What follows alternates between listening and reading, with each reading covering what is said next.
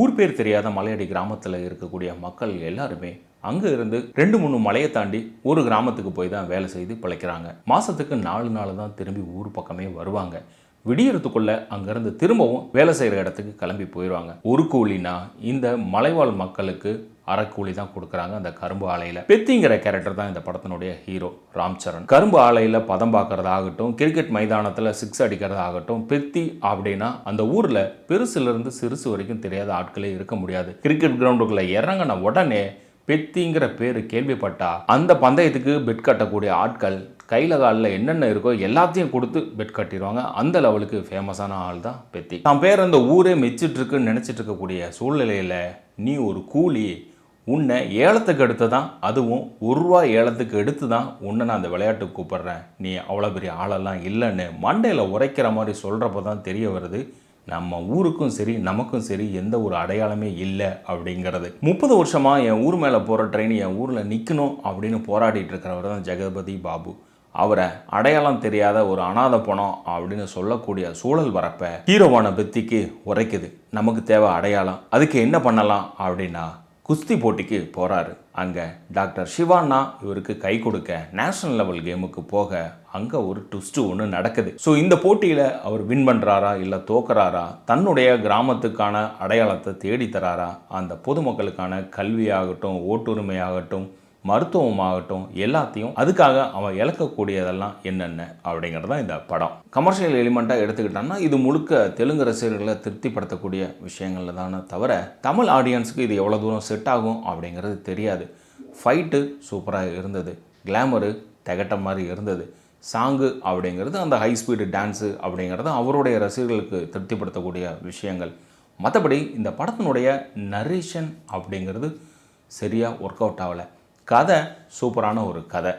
ஒரு இளைஞன் தன்னுடைய கிராமத்துக்கு அடையாளத்தை தேடி கொடுக்குறான், அதுக்காக இவன் இழக்கக்கூடியது மிகப்பெரிய ஒரு விஷயம் அப்படிங்கிறத அதை சொல்ல வந்ததை சரியாக சொல்லாமல் இழுன்னு கமர்ஷியலோடு சேர்ந்து இழுத்து குறிப்பாக அந்த கிராம மக்களுக்கு அடிப்படையான தேவைகள் அனைத்துமே கிடைக்கணும் அப்படிங்கிற மாதிரியான எந்த ஒரு விஷயமே ஒர்க் அவுட் ஆகவே இல்லை. ஜெகபதி பாபு மட்டுமே எமோஷன் சீனோட கட் பண்ணிட்டு போகிறாங்களே தவிர இந்த இன்டெப்த்தாக கிராமத்துக்குள்ளார இந்த மாதிரியான விஷயங்கள் இருக்குது அப்படிங்கிறது அதை இவங்க பெருசாக சொல்லவும் இல்லை, காட்சிப்படுத்தவும் இல்லை. அது பண்ணியிருந்தாதான் இந்த ஹீரோ அந்த கிராமத்துக்காக கண்டிப்பாக அடிப்படை தேவைகளை வாங்கி கொடுத்தே ஆகணும் அப்படிங்கிறது ஆடியன்ஸ் கிட்ட இருந்து வரணும். அது வரவே இல்லை. அதே போல் ஸ்போர்ட்ஸு அந்த குஸ்தியோட சீன் ஒன்று இருக்குது. இங்கே பார்க்குறப்ப நமக்கு கற்பேட்டா பரம்பரையில் அந்த டான்சிங் ரோஸை அடிக்கக்கூடிய காட்சி அப்படிங்கிறத அப்படி சீட்டு நுணுக்கி வரக்கூடிய காட்சிகளை அழகாக கொண்டுட்டு வந்திருப்பாங்க. இந்த படத்துலையும் 2 பேர் கூட சேர்ந்து ஹீரோ சண்டை போடக்கூடிய காட்சியும் ஹீரோவை மட்டுமே ஃபோக்கஸ் பண்ணுறாங்களே தவிர மற்ற ஷார்ட்ஸ் எதுவுமே வெளியில் போகவே மாட்டாங்குது. அங்கே இருக்கக்கூடிய அந்த சின்ன பசங்களோட முகங்களாகட்டும், அந்த ஆட்களோட முகங்களாகட்டும், ரியாக்ஷன் ஆகட்டும், சர்ப்ரைஸ் எலிமெண்ட் ஆகட்டும், எதுவுமே உள்ளுக்குள்ளார வைக்கவே கிடையாது. அந்த சண்டை அப்படிங்கிறது எப்படி ஒரு ஜெயிச்சிருவார் அப்படிங்கிறது நல்லாவே தெரிஞ்சது தான். ஸோ ஒரு மெனக்கடல் அப்படிங்கிறது அந்த சண்டை காட்சியில் இருந்தே தவிர பார்க்குற ஆடியன்ஸுக்கு ஒரு க்யூரியாசிட்டியை ஒன்று க்ரியேட் பண்ணியிருந்துருக்கணும். அந்த சர்பேட்டா பரவலில் வர மாதிரியான ஒரு எமோஷன் ஆகட்டும், என்கேஜ்மெண்ட் ஆகட்டும், அந்த இடத்துல இது மிஸ் ஆனது தான் உண்மை. கதாநாயகனான ராம் சரணை எடுத்துக்கிட்டா சரியான மெனக்கடல் பண்ணியிருக்காரு இந்த படத்துக்காக. உடல் உழைப்பாகட்டும், டான்ஸ் ஆகட்டும், ஃபைட் ஆகட்டும் அப்படின்ட்டு தன்னால் எவ்வளோ எக்ஸ்ட்ரீமாக தர முடியுமோ அது எல்லாத்தையும் இந்த படத்தில் மெனக்கிட்டு கொடுத்துருந்துருக்காரு.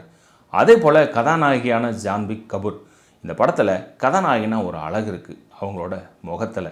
இந்த படத்தில் முகத்தை காட்டவே இல்லை, மற்றபடி எல்லாமே காட்டி வச்சுருக்காங்க இந்த படத்தில். ஹிந்தியில் இவங்களுக்கு தாராள மனசு அப்படிங்கிறது நல்லாவே தெரியும் ஹிந்தி படத்தில் இவங்களை பார்த்தவங்களுக்கு. ஆனால் இந்த படத்தில் இவங்களுக்கு ரொம்ப தாராள மனசுப்பா அப்படிங்கிற லெவலுக்கு காட்டி வச்சுருக்காங்க இந்த படத்தில் டைரக்டர். கிளாமர் அப்படிங்கிறது இலைமறை காய்மறை தான், ஆனால் இதில் எதுவுமே கிடையாதுப்பா அப்படிங்கிற மாதிரி திகட்ட விட்டுருக்காங்க கிளாமரை. சிவன்னா அப்படியே டிட்டோவாக நம்ம ஜெயிலரில் பார்த்த மாதிரியே தான் இருந்தது. ஏன்னா அவரோட ஓப்பனிங் ஷாட் அப்படிங்கிறது ஜெயிலரில் கையை பின்னாடி கட்டிக்கிட்டு ஒரு இன்ட்ரோ கொடுப்பார் இல்லையா, சேம் டிட்டோவாக இருந்தது.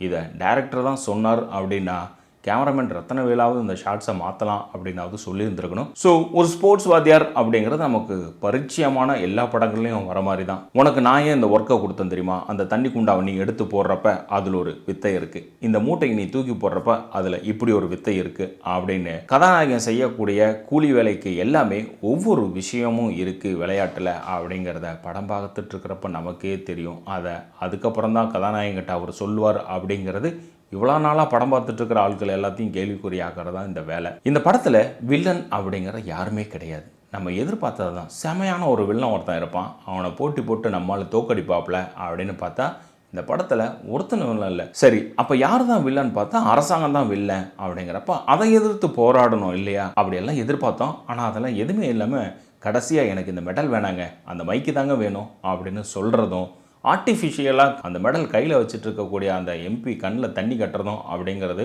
யதார்த்தத்தோட ஒட்டவே கிடையாது. எமோஷன் அப்படிங்கிறது பார்த்துட்டு இருக்கக்கூடிய ஆடியன்ஸோட கண்ணும் கலங்கணும். அங்கே நடிக்கக்கூடிய ஆட்கள் கண்ணு கலங்கிறது மட்டும் யதார்த்தம் கிடையாது. ஏஆர் ரஹ்மான் முதல் 3 சாங்குமே சிறப்பாகவே இருந்தது. இந்த ஸ்போர்ட்ஸ் மூவியில் ஏஆர் ரஹ்மானோட பலம் அப்படிங்கிறது பெருசாக இருக்கும்னு எதிர்பார்த்து தான், ஆனால் பெரிய லெவலுக்கு இல்லை. இவர் ஹாலிவுட்டில் ஒரு ஃபுட்பால் பிளேயரோட மூவி ஒன்று பண்ணார். அந்த படத்தில் பண்ண ஒர்க்கு இதில் இல்லை அப்படிங்கிறது தான் உண்மை.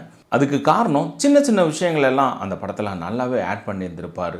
ஸோ இசையாகவே அது தனியாகவே தெரியும். ஸோ இந்த படம் தேட்டரில் பார்க்கலாமா அப்படின்னா ஒரு 3 மணி நேரம் உங்களால் மெனக்கெட்டு உட்கார முடியும் அப்படின்னா நீங்கள் ட்ரை பண்ணலாம். ஆர்எல்ஸ் நெட்ஃப்ளிக்ஸில் இது வந்துடும் ஒரு 30 நாளைக்குள்ளார. ஸோ இதே போல் நம்ம சேனல் மற்ற படங்கள் ரிவ்யூ இருக்க பாருங்க, மறக்காமல் சப்ஸ்கிரைப் பண்ணிட்டு மற்றவங்களுக்கும் ஷேர் பண்ணுங்கள்.